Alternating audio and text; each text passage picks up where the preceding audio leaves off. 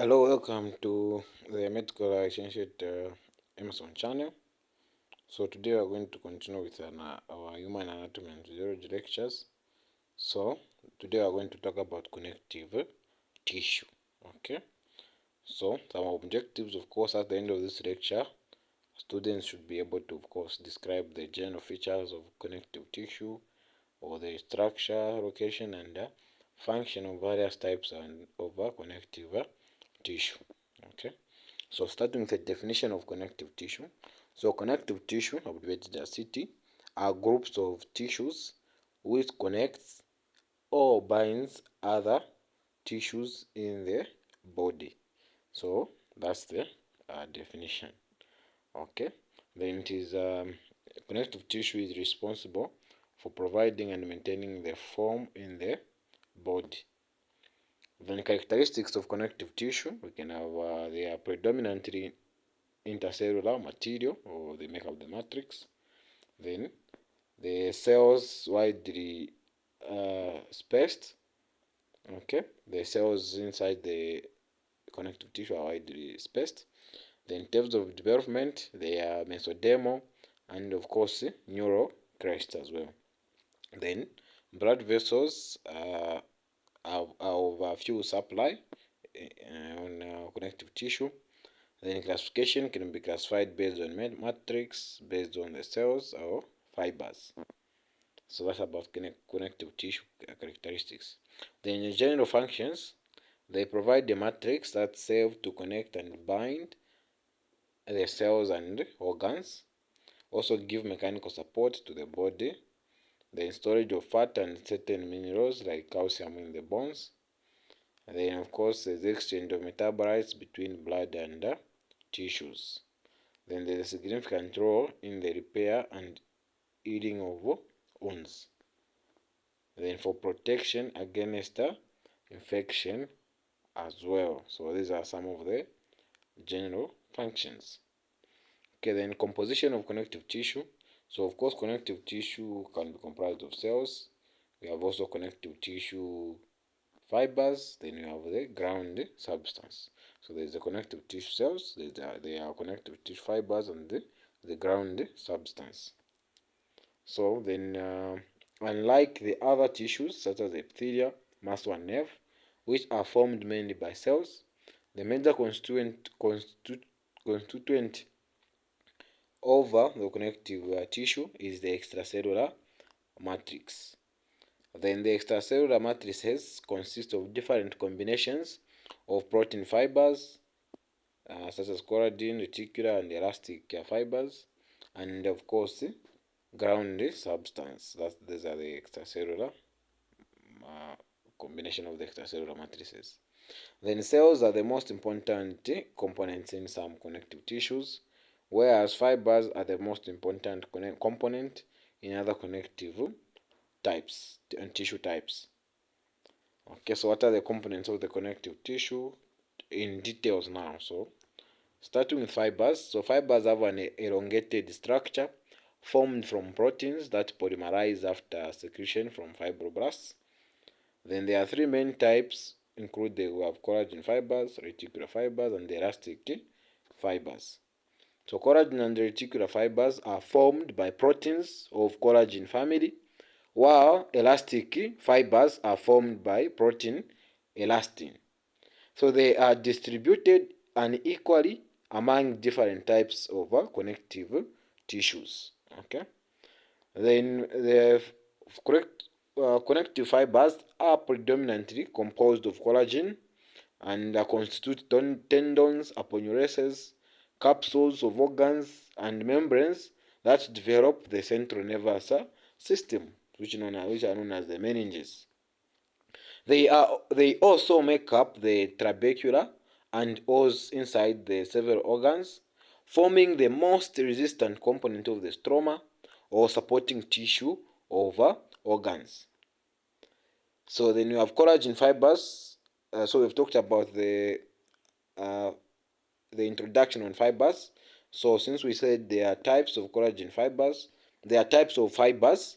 So specifically, we can now go and talk about the collagen fibers. So it's another This is an example of the types of fibers that we have. So collagen fibers. So collagen fibers are key element of all connective tissues, and they are the most abundant protein in the human body, and 30% of its dry weight. Then it is secreted by fibroblasts and several other cells, and inelastic and possesses great tensile strength. That's about collagen fibers, and about 20 different types of collagen fibers are known, which vary in the amino acid sequences. So most common amino acids of collagen are glycine, proline, hydroxyproline, and hydroxylysine. Okay. Then the 6 major collagen types. We have type 1 to uh, type 1, type 2, type 3, type 4, type 5, and type 7. Okay. So type 1 in connective tissue proper, which is but type 1 is found in connective tissue proper, bone, dentin, and fibro cartilage. Then type 2 is in hyaline and elastic cartridges. Then type 3 is reticular fibers. Then type 4, these are lamina densa of the basal lamina. Then type 5 in the placenta associated with type 1 collagen. Then attaching the basal lamina to the lamina reticularis, that's the type 7. So the type 7 is the one which attaches the basal lamina to the lamina reticularis. Okay.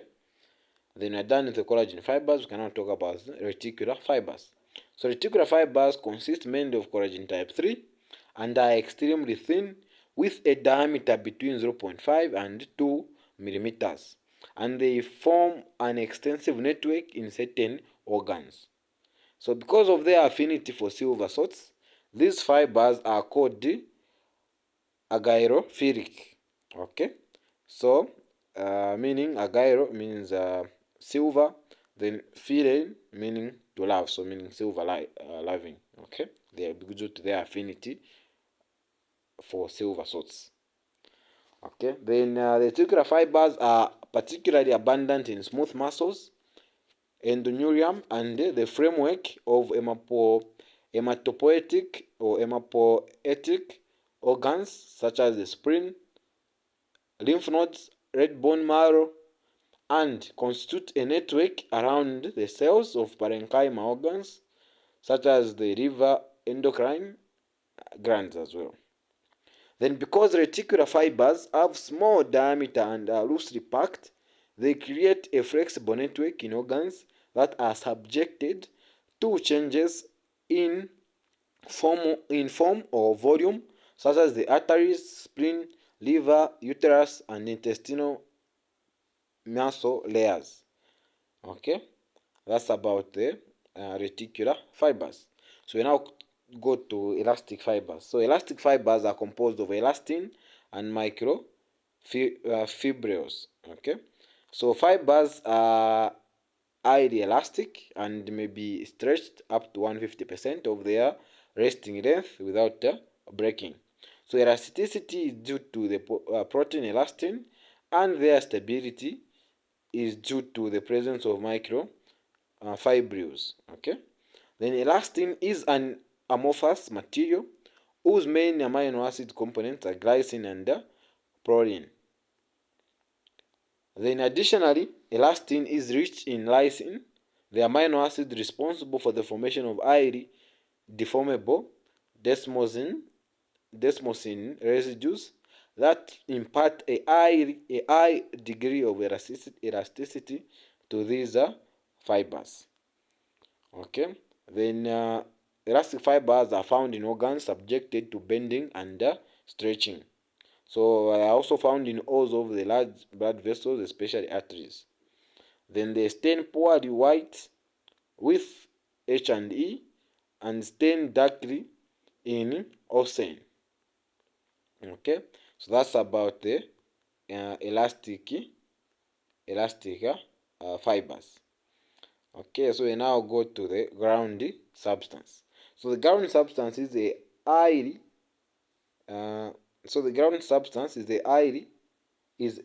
hydrated amorphous material that is composed of glycosaminoglycans, which are long and branched polymers of repeating disaccharides. Then it also comprises of proteoglycans, which is the protein cause to which various glycosaminoglycans are covalently linked. Then it also has adhesive glycoproteins, where large macromolecules responsible for uh, fastening the various components of the extracellular matrix to one another and to integrins of the cell membrane. Okay, so they now do classify connective tissue fibers. So about two classification of connective tissue fibers. You can classify them as embryonic connective tissue as well as mature connective tissue. Then under embryonic connective tissue, we can have mesenchyme and mucous connective tissue. Then under mature connective tissue, we can have loose connective tissue, you can have dense connective tissue, you can have cartilage, you can have bone tissue, you can also have liquid connective tissue. Then under loose connective tissue, you can have areolar connective tissue, adipose tissue, reticular connective tissue. Then under the dense connective tissue, you can have dense regular connective tissue, dense irregular connective tissue, elastic connective tissue. Then under cartilage, we can have hyaline cartilage, you can have fibro cartilage, you can have elastic cartilage. Okay, then under the liquid connective tissue, we can have blood tissue and lymph. Okay, so now let's talk about them in details now. So we're starting with the embryonic connective tissues. So number one is mesenchyme, whose description is that it consists of irregularly shaped mesenchymal cells embedded in a semi-fluid ground substance that contains reticular fibers. And in terms of location, it can be found under skin and along developing bones of embryo. Then some mesenchymal cells are found in adult connective tissue as well, especially along the blood vessels. Then function for the mesenchyme is that it forms all other types of connective tissue. Okay, then next we have to talk about the mucous connective tissue, which consists of widely scattered fibroblasts embedded in a viscous jelly-like ground substance that contains fine collagen fibers. Then in terms of location, they can be found under the umbilical cord, during the umbilical cord of the fetus. Then function, of course, is to support. Okay, then we have mature connective tissues, or specifically, under mature connective tissues, we are going to start with loose connective tissue. So an example, number one of loose connective tissue is the areolar connective tissue. So these consist of fibers such as collagen, elastic, and reticular fibers, and several kinds of cells such as fibroblasts, macrophages, and plasma cells, adipocytes, and mast cells, embedded in the same fluid ground substance. Then they can be found in another location. They can be found in subcutaneous layer deep to skin, such as in the papillary region, which is the superficial layer of the dermis of the skin. Then it can also be found in the lamina propria of the mucous membranes, and of course around blood vessels, nerves, and body organs. Okay. Then function is to provide strength, elasticity, and support. So this is an illustration of the areolar connective tissue. Okay, so let's move on to the next loose connective tissues, which is adipose tissue, which consists of adipocytes, which are cells, other things apart from adipocytes. It also consists of cells specialized to store triglycerides of fats as a large centrally located droplet. Then the nucleus and the cytoplasm are peripherally located, as you can see in the picture under adipose tissue. So the nucleus and the cytoplasm and the nucleus are peripherally located. Then location adipose tissue can be found in the subcutaneous layer, deep to skin, around the heart and kidneys, yellow bone marrow, and padding around joints and behind eyeball in the eye socket. Then function is to reduce heat loss through the skin, serve as an energy reserve, and also to apply to function as support, or to provide support and protection. Then in terms of new bones, the brown adipose tissue generates considerable heat that help maintain proper body temperature. So that's about the adipose tissue.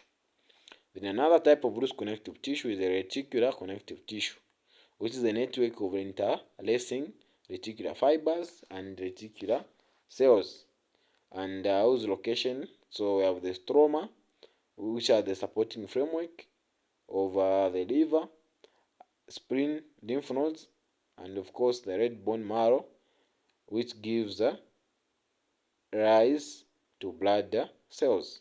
Okay. Then, apart from that, we have the reticular lamina of the basement basement membrane. So that's where it can also be found, and around blood vessels and as well as muscle. That's the location of the reticular connective tissue. Okay. In terms of function, it forms stroma of organs and binds together smoother muscle tissue cells, also filters and removes worn out blood cells in the spleen, and microbes in lymph nodes. Okay, then we have another, uh, we have, okay, so I think this is the same thing we're talking about. Okay, so you can skip this one. We go to another type of mature connective tissue, okay, which is now the dense connective tissue. So let's talk about the dense connective tissue. So under the dense connective tissue, number one, we can have the dense regular connective tissue, which contains, or whose description is that it contains extracellular matrix, which looks shiny white and consists mainly of collagen fibers regularly arranged in bundles. Okay, that's the collagen fiber, and this is where the nucleus, and that's the dense of the dense regular connective tissue. Then, apart from that, it also contains fibroblasts, which are present in rows between the same bundles. The location, they form tendons or attach muscle to bone. Then also most ligaments that attach bone to bone, and aponeurosis, which are sheet-like tendons that attach muscle to muscle or muscle to bone. Okay, then function is to provide strong attachment between various structures. That's the dense regular connective tissue. Okay, another type of the dense connective tissue is the dense irregular connective tissue, which consists predominantly of collagen fibers randomly arranged in a few fibroblasts. Okay, then in terms of location, it can be found in the fascia, which is the tissue beneath the skin and around muscles and other organs. Also in the reticular, which is the deeper region of the dermis of the skin. So this is how the dense irregular connective tissue looks like. Okay. Then, apart from that, they can also be found in the periosteum of the bone, the perichondrium of the cartilage, joint capsules, membrane capsules around various organs as well, such as the kidney, liver, testis, lymph nodes, and of course, they can also be found in the pericardium of the heart and heart valves. Okay, function is to provide strength. Okay. So we are done on the dense irregular connective tissue. So another dense connective tissue is the elastic connective tissue, which consists predominantly of freely branching elastic fibers, and fibroblasts are also present in spaces between the same fibers. Okay. Then in terms of location, they can be found in lung tissue, halls of the elastic arteries, trachea, bronchial tubes, and through vocal cords, suspensory ligament of the penis, and some ligaments between the vertebrae. So these are the elastic connective tissue and where they can be found. Okay. Then function is of course to allow stretching of various organs. Okay, then we are done on the dense connective tissues. Okay, now again continue with the mature connective tissues, but talk now about the cartilage. Okay, so the cartilage, we have number one, which is iron cartilage, whose description is that it consists of a bluish white shiny ground substance with a thin fine collagen fibers and main chondrocytes, and most abundant type and which is the most abundant type of cartilage. Okay, and the location of island cartilages are found on ends of long bones and anterior ends of ribs, nose, parts of the larynx, trachea, bronchi, bronchial tubes, and embryonic and fetal skeleton. That's why it's the most abundant type of cartilage. Then function is to provide smooth surface for movement at joints as well as flexibility and support. Okay, so this is how they look like, the ground substance and the nucleus of the chondrocytes and the lacuna containing chondrocytes. Another type uh, of the cartilage, you have fibrocartilage. Okay, whose description is that it consists of chondrocytes scattered among thick bundles of collagen fibers within the extracellular matrix. And location, they can be found in the pubic symphysis, which is the point where the hip bone joins anteriorly, and also they can be found in the intervertebral discs and discs between the vertebra, and they can also be found in the menisci, which is the cartilage pads of the knee, and portions of the tendon that insert into cartilage. Function is to provide support and fusion. That's the function of the fibrocartilage, and this is how it looks like. Then you have elastic cartilage, which consists of chondrocytes located in a thread-like network of elastic fibers within the extracellular matrix. And location you can found on the lid on top of the larynx, which is known as the epiglottis. Then also it can be found in the part of the external ear, which is the auricle, and the auditory, which is the eustachian tubes. That's where it can be found. Then function is to give support and maintains shape. That's function of the elastic cartilage, and this is how it looks like. Okay. Then we are done with the cartilage. Now let's continue again with the mature connective tissue, but specifically we talk about the bone tissue. Okay, so the bone tissue, you can have number one, which is known as the compact bone, whose description is that the compact bone tissue consists of osteons, which are known as the Avasian systems, that contain lamella and lacuna and osteocytes and canaliculi and central canals, which is the Avasian canals. Then by contrast, the sponge bone tissue consists of thin columns called trabecula, which are the spaces between trabecula, and the spaces between the trabeculae are filled with red bony marrow. That's the description of the compact and bone. In location, the both compact and sponge bone tissue make up the various parts of the bones of the body, and their function is to provide support, protection, storage, and housing the blood forming tissue, and also to serve as levers that act with muscle tissue to enable movement. So these are the layers of the section of view of several osteon, which is the Avasian systems of the femur, which is the thigh bone, and details of one section on this part. Okay, hope you can pause and even go through. So let's make progress. So we are now going to talk about the liquid connective tissue under the mature connective tissues. So number one liquid connective tissue is blood, okay, whose description is consists of blood plasma and formed elements such as the red blood cells, erythrocytes, white blood cells, such as which are known as leukocytes, and platelets, which are known as thrombocytes. The location of blood, of course, is found within blood vessels such as arteries, arterioles, capillaries, venules, and veins, and within the chambers of the heart.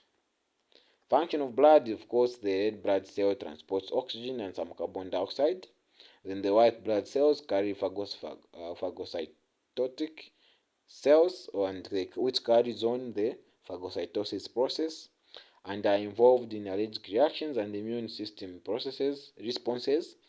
And platelets are essential for clotting of blood. That's the function of the blood, and they are in terms of including the components.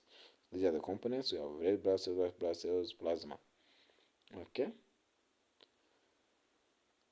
Okay, then other things then, such as the platelets, which have been marked on this part here. Okay, so can move on to the checkpoint now. So after learning what we have learned, you have to ask yourself, like, in what ways do connective tissue differ from epithelia? What are the features of the cells, such as what are the features of the cells, ground substance, fibers that make up the connective tissue? How are connective tissue classified? List the various types. Also have to describe how the structures of the following connective tissue are related to their function: the areolar connective tissue, adipose tissue, reticular connective tissue, dense irregular connective tissue, dense irregular connective tissue, elastic connective tissue, eye-line cartilage, fibrocartilage, elastic cartilage, bone tissue and blood tissue, and lymph. Okay, so lymph is another type of liquid connective tissue. Okay, then what is the difference between interstitial and appositional growth of cartilage? So that brings the end of the tutorial today. And if you haven't subscribed, please subscribe and hit the bell notification, and like this video and share to people that it can help. So thank you for watching. See you in the next tutorial.